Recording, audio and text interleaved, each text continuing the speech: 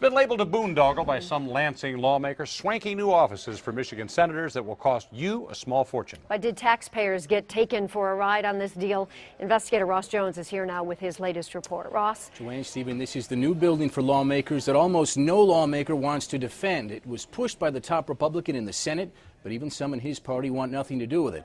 In all likelihood, taxpayers will be on the hook for the building's $41 million price tag. But is that price too high? Listen to this.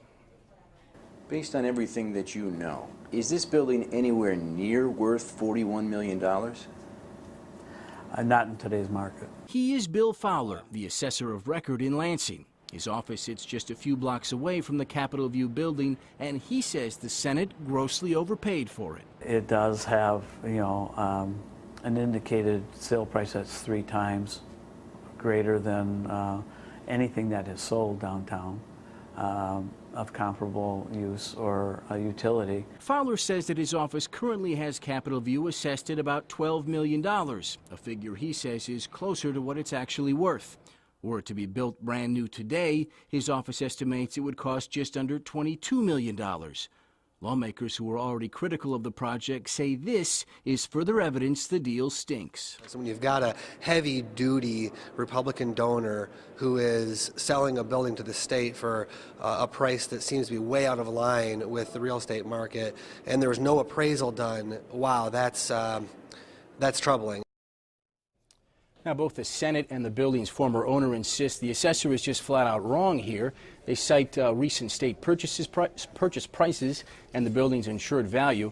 But the assessor tells me, Stephen and Joanne, that he believes the price is so out of line that going forward he will not use it as a benchmark for assessing other properties in the downtown area. Yeah. Ross, I know you've been covering this story for a while. I think probably almost a year now, and it was kind of a slow boil. And now suddenly people upset by this. Why is it becoming a controversy suddenly now? Well, you can take your pick. There's a lot of reasons that folks give. I'd say the probably 2 biggest reasons are, one, the guy who got this deal is a very large Republican contributor, and it was one Republican who pushed this through. So there's the perception, mostly among Democrats, but among some Republicans too, that this is just political payback.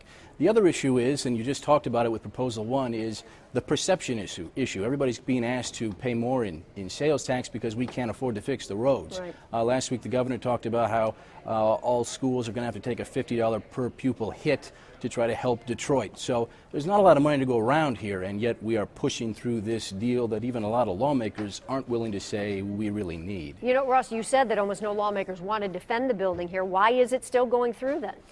Because one lawmaker had the ability to push this through. He had the ability to sign the contract. He didn't need anybody else's approval. That was former Senate Majority Leader Randy Richardville. He signed a contract back in December, in literally the last days that he was in office, and it was a done deal. No senator had to say whether or not they supported this deal, and now when you ask somebody, they say, whoa, I never got asked if I supported this. I had nothing to do with it. I'm just doing what the last guy said we had to do. Well, as they say, that ain't right. Hey, so is this a done deal or can it be stopped? You know, the Democrats are trying really hard to stop it. They're certainly making a lot of noise about it, but it seems like it would be a very tall task for them to kill this this late in the game. Ross, thanks. We want to let everyone know Ross's full report coming up tonight on Action News at 11. You can see it then. Thanks, Ross.